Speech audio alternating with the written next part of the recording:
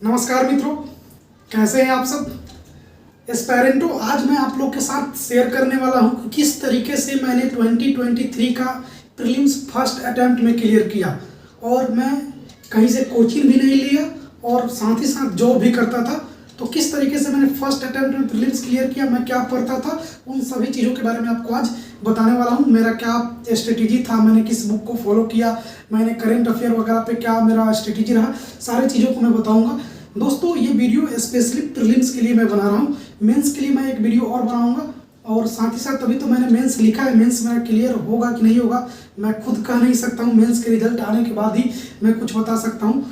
तो प्रीलिम्स मैंने किस तरीके से क्लियर किया वो मैं स्ट्रेटेजी बता रहा हूँ, और मेंस का तैयारी मैं किस तरीके से किया था वो किसी और पार्ट में मैं बताऊँगा। फ्रेंड्स, सबसे फर्स्ट आपको ये देखना है कि आपने बेसिक बुक्स पढ़ी है कि नहीं पढ़ी है। यानी मैंने जब प्रिपरेशन स्टार्ट किया था तो लगभग मैंने 2 साल प्रिपेयर किया। 2023 में मैंने अटेम्प्ट दिया पहला, और 2021 में मैंने अपना प्रिपरेशन स्टार्ट कर दिया था। दोस्तों सबसे पहले हम लोग बात करेंगे कि start your preparation with basic books. आपने बेसिक बुक्स पढ़ी है कि नहीं, क्योंकि ये सबसे ज़्यादा इंपॉर्टेंट है। बहुत सारे एस्पायरेंट ऐसे होते हैं जो बेसिक बुक्स ही नहीं पढ़ते हैं। वो सोचते हैं कि बेसिक बुक्स तो मैं बाद में कवर कर लूँगा, मुझे तो उतना सारे नॉलेज आते ही हैं, जितने भी मेन बुक है सारे मेन बुक में बेसिक बुक की बातें तो कवर हुई ही होगी। बट ऐसा नहीं है दोस्तों, आपको बेसिक एनसीईआरटी वगैरह कुछ ना कुछ सब्जेक्ट को तो पढ़ने ही होंगे। जैसे कि हिस्ट्री का हो गया, हिस्ट्री का तो आपको पढ़ना ही पढ़ना होगा। साथ ही साथ जियोग्राफी का एनसीईआरटी पढ़ना होगा। डायरेक्ट क्वेश्चन वहाँ से बनते हैं, खास करके इंडियन जियोग्राफी से जो प्रीलिम्स का क्वेश्चन आता है, मतलब स्पेसिफिकली एनसीईआरटी से ही आता है। क्लास 12 का एनसीईआरटी से इकोलॉजी एनवायरनमेंट का भी क्वेश्चन एकदम डायरेक्ट उठ के आ जाता है, तो आपको वहाँ से करना ही करना होगा। देखिए दोस्तों, तो सबसे पहले मैंने अपना एनसीईआरटी वर्ल्ड बुक पढ़ा था। किसके एंशिएंट और मिडाइवल हिस्ट्री का। किसका बुक पढ़ा था मैंने? रोमिला थापर का। देखिए बहुत सारे बुक आते हैं एनसीईआरटी का, जैसे और भी बुक आते हैं, जैसे आपका बिपिन चंद्रा का भी आगे आता है, और ओल्ड एनसीईआरटी में और भी बुक आते हैं। बट मैंने रोमिला थापर पढ़ा था, जो कि मुझे सबसे अच्छा लगता था, क्योंकि उसमें आसान लैंग्वेज में, इजी लैंग्वेज में समझाया गया है।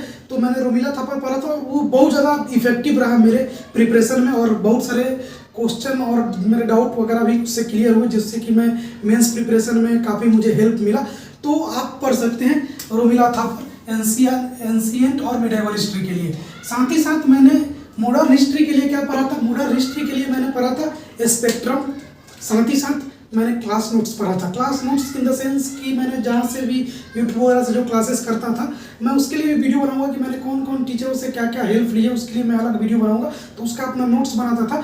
तो मैं 2 चीज़ों पे फोकस किया था। एंशिएंट और मिडाइवल के लिए मैंने रोमिला थापर, जो कि ओल्ड एनसीईआर की बुक है, मैंने वहाँ से पढ़ा था। साथ ही साथ मॉडर्न हिस्ट्री के लिए मैंने स्पेक्ट्रम पढ़ा था, और साथ ही साथ एक अपना क्लास नोट्स पढ़ा था। स्पेक्ट्रम एक बहुत अच्छा बुक है, जो कि आप सब लोग जानते हैं। और साथ ही साथ मैं एक चीज़ और यहाँ पे मेंशन करना भूल गया हूँ। मॉडर्न हिस्ट्री के लिए मैंने एक ओल्ड एनसीईआरटी जो है अर्जुन देव का बुक आता है, आप लिख लीजिएगा इसको, अर्जुन देव, उसको भी मैंने पढ़ा था एनसीईआरटी अपने बेस को बनाने के लिए। हालांकि आप स्पेक्ट्रम पढ़ लोगे तो आपका होल क्लियर हो जाएगा, आप कुछ पढ़ो या ना पढ़ो। स्पेक्ट्रम काफ़ी है आपका, मतलब प्रीलिम्स के लिए स्पेक्ट्रम काफ़ी है। सारा क्वेश्चन मतलब वहीं से इर्द गिर्द से आते हैं घुमा फिरा के, क्योंकि मैंने देखा एग्जाम में, आप भी देख सकते हो, आपके पास 2023 का पेपर होगा ही होगा। साथ ही साथ मैंने जो आर्ट एंड कल्चर के लिए मैंने पढ़ा था, विजन का मटेरियल पढ़ा था, और साथ ही साथ मैंने अपना नोट्स बनाया था यूट्यूब से पढ़कर। किस टीचर से पढ़ा था मैं आपको बता दूंगा। और एनसीईआरटी का जो फाइन आर्ट्स का बुक आता है, क्लास 11-12 का फाइन आर्ट्स बुक आता है एनसीईआरटी का, फंडामेंटल फाइन आर्ट्स, जो कि जिसमें आर्ट एंड कल्चर के बारे में दिया हुआ है। तो आपको सारा बुक को नहीं डिटेल पढ़ना है, उसमें से स्पेसिफिक फिगर वगैरह को, फिगर जैसे बुक में फिगर बनाया रहता है ना, तो फिगर का जो डिस्क्रिप्शन दिया रहता है उस डिस्क्रिप्शन को पढ़ना है। तो मैं उस पर स्पेसिफिक वीडियो बना दूंगा कि आपको क्या क्या उसमें पढ़ना चाहिए, जो कि हेल्पफुल रहता है बहुत ज़्यादा। क्योंकि बहुत सारे लोग सोचते हैं कि आर्ट एंड कल्चर तो मैं बाद में पढ़ लूँगा, ये प्रीलिम्स रिलेटेड टॉपिक है, लेकिन नहीं दोस्तों, ये आपका कंसेप्ट बिल्ड करेगा, आपको पहले ही पढ़ना है। साथ ही साथ मैंने बेसिक बुक्स में जियोग्राफी के लिए क्लास 11-12 का एनसीईआरटी जियोग्राफी पढ़ा था। खास करके आप वर्ल्ड जियोग्राफी और इंडियन जियोग्राफी के लिए एनसीईआरटी मतलब क्लास 11-12 का पढ़ लीजिएगा, तो आपके लिए काफ़ी बेहतर होगा। ह्यूमन जियोग्राफी ना पढ़े तो भी बेहतर है, बट पढ़ लीजिएगा तो आपके लिए अच्छा होगा। और साथ ही साथ मैंने पीएमएफ आईएएस का जो नोट्स आता है उसका PMFIS का जो बुक आता है उसको भी मैंने पढ़ा था, तो आप भी पढ़ सकते हैं क्योंकि वो काफ़ी बेस्ट बुक है मार्केट में। ऐसे तो मार्केट में बहुत सारे स्टडी मटेरियल है, आप अपना अलग अलग स्टडी मटेरियल चूज कर सकते हैं, बट मैंने ये पढ़ा था इसलिए मैं आपको बता रहा हूँ। अब देखिए पॉलिटी के लिए सिंपल से ये पूरे लोग जानते हैं, हर कोई आपको बताता है, और मैंने भी जब पढ़ता था तो बहुत सारे स्ट्रेटेजी वीडियो मैंने भी देखता था, और हर स्ट्रेटेजी वीडियो में मुझे हर कोई ये बताता था कि आप अगर UPSC निकालना चाहते हो तो लक्ष्मीकांत ही भगवान है पॉलिटी के लिए। तो ऑफकोर्स बात सही है, क्योंकि लक्ष्मीकांत एक कॉन्साइड नोट्स ही है पॉलिटी का मान लीजिए, और उससे आपका कंसेप्ट बिल्डिंग हो जाएगा, कंसेप्ट क्लियर हो जाएगा, और बेस्ट बुक है। तो मैंने लक्ष्मीकांत पढ़ा था, और अपने कोचिंग का नोट्स यानी जो भी टीचर से मैंने यूट्यूब वगैरह से, टेलीग्राम वगैरह से जो भी टीचर से मैंने पढ़ा था उनका नोट्स पढ़ा था, बस 2 ही चीज़ पॉलिटी के लिए पढ़ा था। और भी बहुत सारे लोग बुक को प्रेफर करते हैं, बट मैंने यही की थी। अब बात करते हैं इन्वायरमेंट एंड इकोलॉजी के लिए। इन्वायरमेंट एंड इकोलॉजी के लिए तो सब लोग जानते हैं कि शंकर IAS बहुत फेमस बुक है, बहुत अच्छी बुक है, मैंने भी उसको पढ़ रखा है।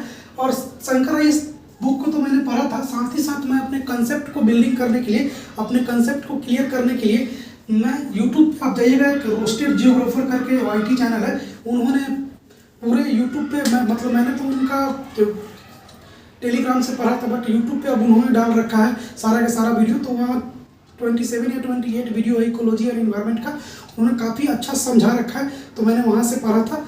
तो और भी सब्जेक्टों मैंने कहाँ से पढ़ा था वो भी मैं आपको बताऊंगा, बट मैं यहाँ पे मेंशन कर दिया हूँ क्योंकि वो काफ़ी बढ़िया पढ़ाए थे मुझे, और सब बढ़िया पढ़ाए थे, बट यहाँ पे मैंने मेंशन कर दिया कि मैंने इनके नोट्स यानी यूट्यूब से पढ़ कर इनका नोट्स बनाया था, और साथ ही साथ शंकर IAS को पढ़ा था। मतलब देखिए एक बात तो क्लियर है, अगर आप प्रीलिम्स का एग्जाम क्लियर करना चाहते हैं तो इकोलॉजी और इन्वायरमेंट में लगभग इस बार भी 18 से 22 क्वेश्चन आए थे, और इकोलॉजी और इन्वायरमेंट एक सबसे ईजी सब्जेक्ट है जिसको आप कम समय में अच्छा कर सकते हैं। मतलब ये प्रीलिम्स का की सक्सेस है, मतलब प्रीलिम्स का सक्सेस के लिए की है। जिस तरीके से साइंस एंड टेक हो गया, इकोलॉजी एंड इन्वायरमेंट हो गया, मॉडर्न हिस्ट्री हो गया, ये सब पे आपका पकड़ होना बहुत ज़्यादा जरूरी है प्रीलिम्स निकालने के लिए। तो मैंने इकोलॉजी एंड इन्वायरमेंट पे अच्छा खासा पकड़ बना रखा था, और मुझे इकोलॉजी और इन्वायरमेंट में काफ़ी दिलचस्पी भी है क्योंकि मेरा ऑप्शनल जियोग्राफी रहा है और मुझे इन्वायरमेंट से ज़्यादा लगाव है। तो इस वजह से मैंने सारे के सारे क्वेश्चन लगभग सही करके आए थे, मैंने आने के बाद मिलाया भी था और मेरा प्रीलिम्स क्लियर भी हुआ। तो आप देखिएगा UPSC का ट्रेंड रहा है कि 2012 से लेके 2000 अभी तक का जो ट्रेंड चल रहा है, हर साल इकोलॉजी और इन्वायरमेंट से काफ़ी ज़्यादा क्वेश्चन पूछे जा रहे हैं। आप देख सकते हैं उठा के, कभी 22 हो, कभी 20 हो, कभी 14, कभी 13, इस तरीके से क्वेश्चन पूछे जाते हैं। तो आप जरूर इस पे फोकस कीजिएगा। साथ ही साथ बहुत सारे लोग इकोनॉमिक्स के बारे में बात करते हैं, तो हालांकि economics is a very much tough for me. मतलब मुझे तो इकोनॉमिक्स से बहुत डर लगता था और लगता भी है, अभी भी मैं इकोनॉमिक्स से भागता ही हूँ, बट स्टिल मुझे UPSC क्लियर करना है और पढ़ना है। तो मैंने पढ़ा, किसी भी तरीके से पढ़ा, बट मैंने पढ़ा, कोशिश किया, क्लियर किया। प्रीलिम्स मेंस मैंने लिखा है, अब देखते हैं मेंस का रिजल्ट क्या आता है, फिर मैं आपको अपडेट देते रहूँगा। तो मैंने प्रीलिम्स के लिए मैंने बहुत सारे, मतलब इकोनॉमिक्स के लिए मैंने बहुत सारे टीचर पे रिसर्च किया कि इकोनॉमिक्स में किससे पढ़ूँ मुझे ज़्यादा समझ में आएगा। मैंने अलग अलग टीचरों से, बहुत सारे टीचरों से रिसर्च किया, लेकिन रिसर्च करने के बाद मुझे काफ़ी ऑप्शन मिला एक मुरनाल सर का, जो कि बड़ी ले मैनर में समझाते हैं, बहुत ईजी चीज़ों में मीम्स के द्वारा आप पढ़ा के समझा देंगे। उनका लेक्चर आप कहीं ना कहीं से या तो अनअकैडमी से जाकर बाई कर सकते हो, या फिर आपको टेलीग्राम वगैरह पे मिल जाएंगे, आप देख लेना। या फिर आप विवेक सिंह का नोट्स पढ़ सकते हो, विवेक सिंह का बुक आता है इकोनॉमिक्स बाय विवेक सिंह, उनका बुक पढ़ोगे तो उनका बुक लगभग 400 पेज में है, काफ़ी कंसाइज बुक है और काफ़ी अच्छा बुक है। तो मैंने कंसेप्ट बिल्डिंग इनसे किया और इनसे भी किया, दोनों को मैंने पढ़ा। साथ ही साथ मैंने, जैसे कि मैंने बताया कि मेरा इकोनॉमी काफ़ी कमज़ोर रहा और मुझे पढ़ने में मन नहीं भी लगता था, तो मैंने साथ ही साथ 11-12 का तमिलनाडु का बुक भी पढ़ा, NCERT तमिलनाडु का स्टेट बोर्ड का बुक जो आता है वो पढ़ा, फिर 11th NCERT भी पढ़ा था, ताकि मेरा इकोनॉमिक्स में कहीं से छूटे ना, क्योंकि मुझे लगता था कि कहीं ना कहीं इकोनॉमिक्स मुझे फेल कराएगा, बट ऐसा कुछ नहीं हुआ। जितने क्वेश्चन है राउंड मैंने किया ही, और क्योंकि इसलिए किया क्योंकि काफ़ी मैंने इकोनॉमिक्स में मेहनत किया था, टाइम दिया था, इन स्पाइट ऑफ मुझे बोरिंग लगता था फिर भी। अब देखिए, तो ये मैं बेसिक बुक्स के बारे में बात की कि बेसिक्स बुक आपके लिए कितना ज़्यादा इम्पोर्टेंट है। और देखिए, सबसे बड़ी बात है कि आपको बेसिक्स बुक क्लियर होना जरूरी है। अगर बेसिक बुक आप नहीं पढ़ोगे तो आपको आगे चल के प्रॉब्लम हो सकती है। तो मैंने बेसिक बुक्स ये चीज़ें पढ़ा था, आप इस पे प्रेफर कर सकते हो। और आप अगर करोगे तो 100% तो मैं नहीं कह सकता, बट 80% गारंटी है कि आप कहीं ना कहीं आपका कंसेप्ट बिल्ड हो जाएगा, और जब कंसेप्ट बिल्ड हो जाएगा तो आप अच्छा करोगे। अब बात करते हैं हम लोग सेकेंड नंबर पॉइंट का। ये पहला था कि start your preparation with basic books. दूसरा, complete these books basic books before 3 to 4 month prelims. यानी आपके प्रीलिम्स होने से पहले, यानी आपका प्रीलिम्स अगर मई में होने वाला है तो आपका कम से कम दिसंबर के पहले यानी नवंबर दिसंबर तक आपका ये बेसिक बुक जो है 4 से 5 बार खत्म हो जाना चाहिए। खत्म इन द सेंस कि आपको इस तरीके से पढ़ लेना है इन बेसिक बुक्स को कि आपको सारा के सारा चीज़ याद हो। ऐसा नहीं कि बस एक बार पढ़ लिए, बस मैंने तो खत्म कर लिया, नहीं ऐसे नहीं। आपको एक्टिव रीडिंग करना है। Active reading in the sense कि आपको सारा के सारा कंसेप्ट माइंड मैप होना चाहिए, याद होना चाहिए कि यहाँ इस कंसेप्ट के बारे में ये है, यहाँ पे कौन सा सॉइल पाया जाता है, ये मॉनेटरी पॉलिसी क्या होती है, एनबीएफसी क्या है। आपको सारा का सारा कंसेप्ट मालूम होना चाहिए कि आर्ट एंड कल्चर में पढ़े हैं तो होयसाला टेम्पल क्या होता है। तो मतलब इस तरीके के कंसेप्ट आपको मालूम होना चाहिए, याद होना चाहिए इन द माइंड, तब ये कहलाएगा कि हाँ आपने अच्छे से ख़त्म किया है। तो प्रीलिम्स के 3-4 महीने पहले आपका 4-5 बार तो आपका बुक खत्म हो जाना चाहिए, वो भी अच्छे से याद होने मतलब याद हो जाना चाहिए अच्छे तरीके से, तब आपके लिए बेहतर होगा। अब देखिए साथ ही साथ बहुत सारे लोग ये भी पूछते हैं कि sir current affair, of course current affair भी रोल निभाता है। Stick to one source for current affair, I rely on PT 365 for vision IAS। देखिए करंट अफेयर के लिए जैसे कि मैंने बताया कि मैं जॉब करता था, मैं बच्चों को 4-5 घंटा पढ़ाता था और अभी भी पढ़ाता है, तो मुझे टाइम नहीं मिल पाता था कि मैं द हिंदू को, इंडियन एक्सप्रेस को पढूं। मैंने कुछ दिन ट्राई भी किया था बट मुझे काफ़ी बोरिंग लगता था, मुझे टाइम नहीं मिल पाता था क्योंकि ऑप्शनल भी करना, सारा चीज़ें करना, तो मैंने छोड़ दिया। फिर मुझे कोई बताया कि तुम 365 पढ़ो, तो मैंने उसको पढ़ना स्टार्ट किया। मुझे काफ़ी बेनिफिट मिला प्रीलिम्स के समय, क्योंकि प्रीलिम्स का लगभग क्वेश्चन 365 के करंट अफेयर से आपको मतलब टैकल कर लोगे। आप नहीं भी जानते रहोगे तो आप कहीं ना कहीं से आपके दिमाग में वो आइडिया बन जाएगा कि आपको क्वेश्चन कैसे करना है। तो मैंने तो 365 किया और मैंने प्रीलिम्स क्लियर किया। मैंने दूसरा कोई न्यूज़पेपर वगैरह नहीं पढ़ा, मैं सच बता रहा हूँ कि मैंने कोई मतलब दूसरा न्यूज़पेपर वगैरह नहीं पढ़ा। हाँ, मैं कभी कभी एडिटोरियल वगैरह पढ़ता था बट वो मेंस के लिए पढ़ता था। मैं आपको मेंस के जब बारे में बताऊंगा तो उस वीडियो में बताऊंगा कि एडिटोरियल मैं क्यों पढ़ता था और कहाँ से पढ़ता था। बट मैं प्रीलिम्स की बात करूँ तो प्रीलिम्स के लिए मैं PT 365 पे डिपेंड था। बस मैंने केवल और केवल यही पढ़ा। विजन का ऐसे और भी बहुत सारे कोचिंगों का आता है मटेरियल इस तरीके का, तो आप उनका भी पढ़ सकते हो क्योंकि सभी का अच्छे होते हैं। बट मैंने विजन का पढ़ा क्योंकि विजन का के बारे में मुझे बहुत कोई सजेशन दिया था, इस वजह से मैंने इसको पढ़ा था। और एक बात और, करंट अफेयर के लिए आपको एक ही सोर्स पे रिलाई करना है, ये चीज़ आप ध्यान में रखिएगा। और साथ ही साथ अगर आप कोई मंथली मैगजीन पढ़ रहे हो या फिर कोई watching current affair on YT तो मेक श्योर ये कीजिए कि आप नोट्स जरूर बनाइए। अगर बहुत सारे बच्चे ऐसे भी होते हैं, बहुत सारे एस्पायरेंट ऐसे भी होते हैं, मुझे बच्चे नहीं बोलना चाहिए, बहुत सारे एस्पायरेंट ऐसे भी होते हैं जो यूट्यूब से, बहुत सारे यूट्यूब चैनल है जो कि मैं भी कभी कभी देख लेता था, जो कि अच्छा करंट अफेयर पढ़ाते हैं, जैसे बाईजी हो गया, साथ ही साथ आपका अनअकैडमी का जो न्यूज एडिटोरियल एनालिसिस होता है, या फिर दृष्टि का हो गया, या फिर एक हर्षित द्विवेदी करके चैनल है, वहाँ वो भी अच्छा पढ़ाते हैं न्यूज को। तो लोग बहुत सारे न्यूज कवर करते हैं। तो आप कोई भी न्यूज को अगर देखते होंगे, कोई भी एडिटोरियल को देखते होंगे, तो आप मेक श्योर कीजिए कि आप एक कॉन्साइज नोट्स बनाइए, क्योंकि आप बस केवल वीडियो देखिएगा तो चीज़ें आपको याद नहीं रहेगा। तो आप एक शॉर्ट नोट्स, कॉन्साइज नोट्स बनाइए ताकि आपको एग्जाम के समय रिवीजन करने का टाइम, मतलब रिवीजन करने के लिए वो चीज़ आपके लिए काफ़ी हो, वरना फिर आप पैनिक कर जाओगे, आप सारा चीज़ भूल जाओगे। क्योंकि एग्जाम के समय दोस्तों इतना ज़्यादा प्रेशर होता है ना कि मत पूछो। मेरा तो तबीयत खराब होने सा लगा था, मतलब मैं क्या ही बताऊं, मतलब बहुत ज़्यादा पैनिक था। बट पैनिक क्या था, मैं पैनिक का होने का मतलब बताऊं तो उसका एक्सपीरियंस मैं कभी और शेयर करूंगा, बट अभी नहीं। 365 पे आपको रिलाई करना है अगर आप चाहते हैं तो। अदरवाइज आप अगर कोई करंट अफेयर वगैरह किसी यूट्यूब वगैरह से देखते हैं तो उसका एक नोट्स बनाते चलिए। आप अगर पेपर वगैरह पढ़ते हैं तो उसका भी छोटा छोटा क्लिप्स नोट बनाइए ताकि आपके लिए रिवीजन में जरूरी हो। साथ ही साथ do at least 4 or 5 revision in 3 months before prelims. यानी अगर आपका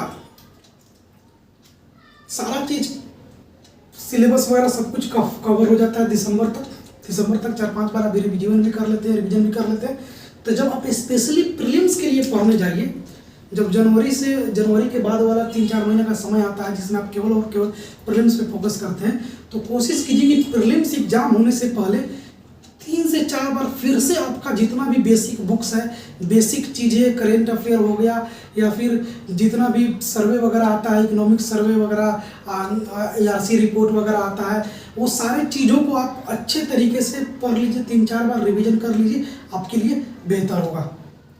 आई होप दोस्तों यहाँ तक आपको पॉइंट क्लियर हुआ होगा। अब हम लोग फिर आगे बात करते हैं एस्पायरेंट्स। अब हम लोग बात करते हैं 6 नंबर पॉइंट का। 6 नंबर पॉइंट ये है कि treat CSAT as your separate subject. बहुत सारे बच्चे जो हैं इस बार 2023 में पैनिक कर गए CSAT को लेकर, खास करके वो बच्चे जो कि नॉन बैकग्राउंड मैथमेटिक्स थे, यानी जिनका मैथमेटिकल बैकग्राउंड नहीं था, वो बच्चे काफ़ी ज़्यादा पैनिक कर गए और उनका एग्जाम अच्छा से भी नहीं गया, CSAT का बेकार चला गया, जिसकी वजह से वो अगर GS में तो अच्छा थे फिर भी CSAT के कारण उनका पेपर सही नहीं गया और वो प्रीलिम्स में इस बार मार खा गए। तो इसके लिए क्या करना है, मेरा तो CSAT क्लियर करने के पीछे एक कारण रहा है कि मेरा मैथमेटिकल बैकग्राउंड रहा है। मैंने 11-12 भी मैथमेटिक्स से की है, 9th-10th भी मेरा मैथमेटिक्स ही रहा था और मैंने काफ़ी मैथमेटिक्स मतलब लगाव रहा है, क्योंकि specially belongs to Bihar and Bihar के बच्चों को मैथमेटिक्स से प्यार होता ही होता है। तो मैथमेटिक्स के पीछे मेरा कारण ये रहा था कि मैं बच्चों को पढ़ाता भी हूँ, मैथमेटिक्स 9th-10th के बच्चों को ट्यूशन पढ़ाता हूँ, तो मेरा मैथमेटिक्स ऐसे ही मेरा स्ट्रॉन्ग रहा था, तो जिस वजह से मुझे उतना पैनिक नहीं क्रिएट हुआ जितना लोगों को हुआ था। बट ऑफ कोर्स क्वेश्चन ऐसा था कि दिमाग घुमा दे, और दिमाग घुमा था मेरा भी, बट स्टिल जब सबका दिमाग घूमे उस समय मेरा दिमाग घूमे तो डरने की कोई बात नहीं, लेकिन दिमाग सबका नहीं घूमे और केवल मेरा घूम रहा है तो प्रॉब्लम की बात है। क्योंकि कोई चीज़ अगर केवल मुझे हार्ड लग रही है तो इसका मतलब कि मैंने मेहनत नहीं किया है। अगर वो सबको हार्ड लग रही है तो मीन्स मैंने मेहनत किया है, बट वो चीज़ सबके लिए हार्ड है इसीलिए मेरे लिए भी हार्ड है। तो इस वजह से लोगों ने क्लियर किया, मैंने भी क्लियर किया। हार्ड थी तो वो मेरे लिए ही नहीं थी, वो सबके लिए थी। तो इन द सेंस कि CSAT का पेपर अगर आप 2021 से देख लो, 2018, 19, 20, 21 ये सब का CSAT का पेपर देखो ना, तो कम से कम 2021, 20, 21 से जो ट्रेंड चला है ना CSAT का पेपर का, मैंने पेपर प्रीवियस ईयर किया था, तो काफ़ी ज़्यादा क्वेश्चन को मतलब टफ इस तरीके से जे कर्व में टफ होते जा रहा है CSAT। तो मीन्स CSAT के लिए अगर आपका नॉन मैथमेटिकल बैकग्राउंड से है तो आपको इसको एक सेपरेट सब्जेक्ट की तरह ट्रीट करना है। जिस तरीके से आप आर्ट एंड कल्चर के लिए बुक पढ़ते हैं, एंशिएंट मिडाइवल के लिए बुक पढ़ते हैं, पॉलिटी के लिए बुक पढ़ते हैं, सेम उसी तरीके से आप CSAT का भी प्रिपरेशन हर दिन 1-2 घंटा निकाल कर करना शुरू कर दो। क्योंकि UPSC का ट्रेंड बदल चुका है कि वो CSAT जो है काफ़ी मतलब घुमा फिरा के तरोड़ मरोड़ के दे रहा है, जिससे कि एस्पायरेंट को प्रॉब्लम हो और एस्पायरेंट आधा से अधिक इसी में वो क्या हो जा रहा है, फिल्टर आउट हो जा रहा है। तो आप चाहते हैं कि CSAT की वजह से मैं फिल्टर आउट ना हो, तो आप कोशिश कीजिए कि अगर आपका मैथमेटिकल्स बैकग्राउंड अच्छा नहीं है, आपको वो कॉन्फिडेंस नहीं है कि मैं 3-4 महीना में CSAT का तैयारी कर लूँगा, आपको लगता है कि मैथ मेरा कमजोर है, मैथमेटिक्स मेरा वीक है, मेरा रीजनिंग एप्टीट्यूड वीक है, तो आप शुरू से ही जिस तरीके से बेसिक मैथमेटिक्स पढ़ रहे हैं, आप हर दिन 1 घंटा निकाल कर कोई भी बुक मतलब कोई भी एक स्टैंडर्ड बुक ले लो CSAT के लिए और बढ़िया से आप उसको तैयारी करो और प्रैक्टिस करो एज मच एज क्वेश्चन। और जब प्रीलिम्स का टाइम आएगा तो स्पेशली आपको 4-5 घंटा टाइम देना होगा, क्योंकि CSAT का क्वेश्चन काफ़ी घुमा कर आ ही रहे हैं और ये सबके लिए हार्ड था, मेरे लिए नहीं और आपके लिए नहीं। तो आपको CSAT को सेपरेट ट्रीट करना है अगर आपका मैथमेटिकल बैकग्राउंड नहीं है और या फिर आपका मैथ कमजोर है तो। साथ ही साथ solve past year paper at least 10 years. देखिए मैंने 10 ईयर्स से ज़्यादा मैंने सॉल्व किया था पेपर। हालांकि मुरनाल सर का एक बुक आता है, मुरनाल सर हर साल बुक को अपडेट करते हैं, तो मैंने पिछले 27 ईयर्स का जो प्रीलिम्स के लिए जो आता है स्पेशली उनका MCQ वाला बुक, वो सारे बुक को मैंने मतलब रट्टा लगा लिया था। मतलब ऐसा रट्टा लगा लिया था कि मुझे मतलब उसको अगर कंसेप्ट ना भी मालूम हो तो उसका आंसर मुझे याद हो चुका था इस तरीके से। और कहीं ना कहीं इस बार भी प्रीलिम्स के एग्जाम में मुझसे लगभग 5 या 6 क्वेश्चन नहीं बन पाता अगर मैंने पास्ट ईयर के क्वेश्चन सॉल्व नहीं किया होता। मुझे ये रियलाइज हुआ कि अगर मैंने वो मुरनाल सर का बुक यानी जो पास्ट ईयर के क्वेश्चन का कंपाइलेशन है उनके बुक को अगर मैंने नहीं पढ़ा होता, पास्ट ईयर के क्वेश्चन को मैंने नहीं किया होता, तो 5-6 क्वेश्चन मुझसे मतलब पल्ले ही नहीं पड़ता। हाँ एग्जैक्ट सेम क्वेश्चन नहीं था बट उसी की एक था और बन भी गया। तो इन द सेंस मैं पूरे बुक को नहीं कहूँगा पढ़ने के लिए, क्योंकि मेरा एक्सपीरियंस पूरे बुक को लेकर नहीं रहा, लेकिन एटलीस्ट 10 ईयर्स के पास्ट क्वेश्चन को आपको सॉल्व करना ही करना है। मतलब अगर आप 24 में अटेम्प्ट दोगे तो आपको 14 से 23, यानी 13 से 23 तक का आपको सॉल्व कर ही लेना चाहिए, जो कि आपके लिए बेहतर होगा। खास करके प्रीलिम्स के लिए पास्ट ईयर क्वेश्चन बहुत ज़्यादा इंपॉर्टेंट रखता है, क्योंकि इकोलॉजी एंड इन्वायरमेंट का तो क्वेश्चन तो लड़ ही जाता है। कुछ क्वेश्चन ऐसे हैं इकोलॉजी एंड इन्वायरमेंट में कि जो आपको एज इट इज पूछते हैं, कोई बदलाव नहीं, क्योंकि इकोलॉजी एंड इन्वायरमेंट में टर्मिनोलॉजी होता है, और आप टर्मिनोलॉजी जो है वो आपको याद रहेगा एक बार, वही सब टर्मिनोलॉजी घुमा घुमा कर पूछा जाता है, तो आप उसको जरूर मतलब पिछले 10 सालों का क्वेश्चन कर लीजिएगा, प्रीलिम्स के लिए आपके लिए बेहतर होगा। अब साथ ही साथ give sufficient full length mock, develop your own style of solving prelims. अब देखिए प्रीलिम्स के लिए आपको फुल लेंथ मॉक्स देना जरूरी है, सफिशिएंट, जितना ज़्यादा आप दे सकते हैं उतना ज़्यादा दीजिए, और अपने स्टाइल को डेवलप कीजिए कि मैं किस तरीके से प्रीलिम्स के पेपर को मतलब अपने तरीके से सॉल्व करूँगा, क्योंकि जब आप पहला बार पेपर दोगे तो हो सकता है कि आपका मतलब 40% भी सही ना हो, फिर दूसरा बार दोगे फिर भी 40% ही सही हो रहा है, तीसरा बार फिर 50% पे जाओगे, फिर 60% पे जाओगे, आपके अंदर बहुत सारा ऐसा सिचुएशन है कि अरे मेरे से क्वेश्चन सॉल्व ही नहीं हो रहा है, बट बार बार देते जाओगे आपको आइडिया मिलते जाएगा कि क्वेश्चन कैसे आ रहा है, मुझे कैसे करना चाहिए, उसका आंसर पढ़ोगे, उसके आंसर का एक्सप्लेनेशन पढ़ोगे, फिर जाके आपको समझ में आता जाएगा, और आपका एक अपना स्टाइल डेवलप हो जाएगा कि हमको प्रीलिम्स के पेपर सॉल्व कैसे करना है, और आपको प्रीलिम्स के समय पैनिक से कैसे बचना है कि कोई क्वेश्चन आ ही नहीं रहा है, लगातार 5-6 क्वेश्चन मुझे आया ही नहीं, तो उस समय आदमी स्ट्रेस में चला जाता है, पैनिक क्रिएट हो जाता है कि मैं क्या करूँ, मुझसे तो क्वेश्चन सॉल्व ही नहीं हो रहा है, जो आता रहेगा वो भी आपसे नहीं होगा। तो इस तरीके के सिचुएशन से बचने के लिए आपको फुल लेंथ का मॉक देना जरूरी है प्रीलिम्स के लिए, जितना हो सके उतना दीजिए, आपके हित में बेहतर होगा, क्योंकि as much as practice you can as much as chance of possible to select in the prelims will be increase. So आपको ज़्यादा से ज़्यादा प्रीलिम्स पे देना है, मतलब मॉक टेस्ट देना है, ताकि आपका एक अपना डेवलप हो जाए, अपना स्टाइल डेवलप हो जाए क्वेश्चन को सॉल्व करने का, कि आप एलिमिनेशन मेथड यूज कर रहे हैं या फिर आप कौन सा मेथड यूज करके आप क्वेश्चन को सॉल्व करने का आपका अप्रोच बन रहा है। साथ ही साथ if in past panic attack in exam. अब देखिए पैनिक अटैक इन एग्जाम का मतलब क्या होता है, पैनिक अटैक का मतलब क्या, पैनिक अटैक से आप क्या समझते हैं। अब देखिए पैनिक अटैक्स का मतलब ये होता है कि अगर आपने पहले कभी एग्जाम दिया हो, या फिर वो यूपीएससी का ना हो, दूसरा कोई भी एग्जाम हो सकता है, पीजीएस हो सकता है, या फिर एसएससी, या फिर कोई भी बी और सी ग्रेड लेवल का एग्जाम हो सकता है, आपको एग्जाम के समय एनग्जाइटी आ जाता हो, पैनिक अटैक आता हो। Panic attack in the sense कि आपको एग्जाम के समय नर्वसनेस फील होना, आपको लगता है कि मैं सारा चीज़ भूल गया, इस तरीके के सिचुएशन आपके अंदर आता हो, तो आप एक इस तरीके का टेस्ट का अरेंजमेंट कीजिए कि पूरा टेस्ट का इन्वायरमेंट बिल्कुल टेस्ट की तरह हो। आप अपने रूम में सेपरेट अपने पापा को लगा दीजिए, अपने बहन सिस्टर को लगा दीजिए कि मैं टेस्ट दे रहा हूँ, आप एक ऐसा माहौल बनाइए, या फिर 2-4 दोस्त हैं सबके सब यूपीएससी का प्रिपरेशन कर रहे हैं, तो उन सब एक ऐसा टाइमिंग लगाकर आप अपने आप को इन्वॉल्व कर लीजिए कि मैं टेस्ट ही दे रहा हूँ, और मतलब कंडीशन एकदम रियल लगना चाहिए कि हाँ मैं एक ऐसा इन्वायरमेंट में हूँ जो मैं सच में प्रीलिम्स के एग्जाम के हॉल में बैठा हूँ और मैं प्रीलिम्स का टेस्ट दे रहा हूँ, ताकि आपको एग्जाम के समय आपको ये जो एग्जैक्टिव फीलिंग आती है पैनिक अटैक वाले, बहुत सारे लोग में ऐसा होता है,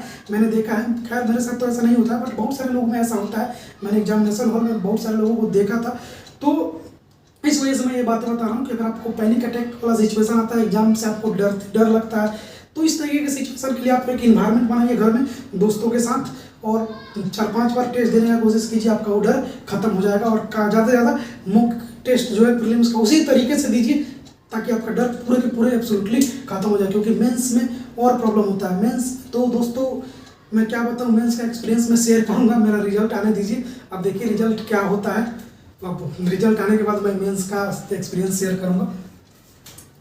अब देखिए last but not least, know everything that is known to others, यानी आपको वो सारे चीज़ जानना होगा जो दूसरे जानते हैं, अदरवाइज आप उन दूसरों से पीछे रहोगे।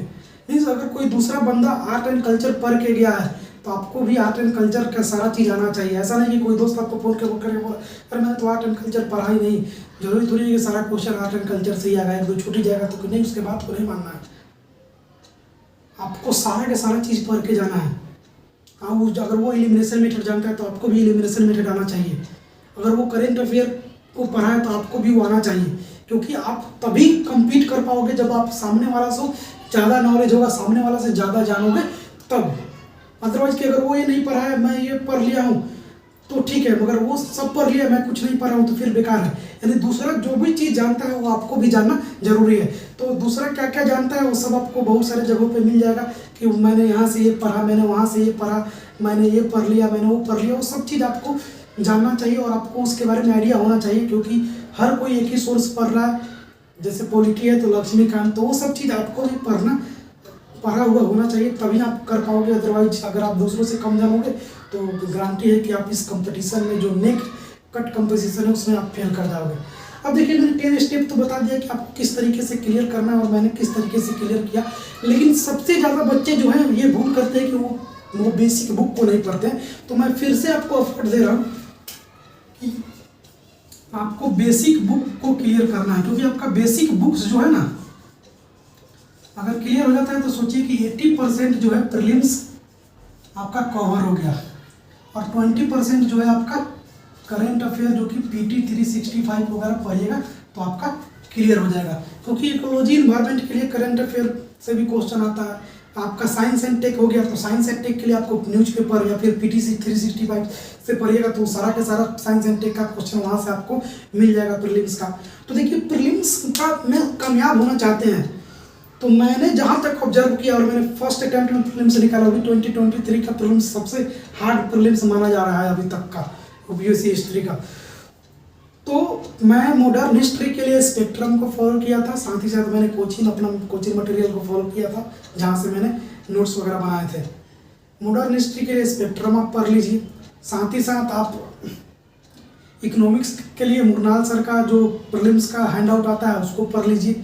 आप एनसीईआरटी पढ़ लीजिए, हिस्ट्री और आर्ट एंड कल्चर के लिए एनसीईआरटी 6 to 8 और मतलब उसके बाद जो भी एनसीईआरटी आता है वो सब पढ़ लीजिए जो मैंने बताया रोमिला थापर वाला। जियोग्राफी के लिए आपको 11-12 का geography, physical and Indian geography पढ़ लेना है। ये सब चीज़ें कर लीजिएगा तो प्रीलिम्स जो है यहीं से क्लियर हो जाएंगे। हालांकि प्रीलिम्स में जियोग्राफी से उतना क्वेश्चन नहीं आता है, लेकिन इंडियन जियोग्राफी से प्रीलिम्स में क्वेश्चन आता है, तो वहाँ से आप इंडियन जियोग्राफी को कर सकते हैं। साथ ही साथ ह्यूमन जियोग्राफी भी आपको थोड़ा बहुत आना चाहिए। तो इस तरीके से मैंने अपने प्रीलिम्स को क्लियर किया और आप भी अपने आप पढ़ाई को एक्सेलरेट कर सकते हैं और आप अपने चीज़ों को क्लियर कर सकते हैं। दोस्तों, आज के लिए इतना ही, धन्यवाद। फिर मिलते हैं नेक्स्ट वीडियो में, जो कि इसका पार्ट 2 मैं लाऊंगा, उस वीडियो को भी आपको देखना होगा। सो दोस्तों, फिर मिलते हैं नेक्स्ट वीडियो में, तब तक के लिए see you, have a good day.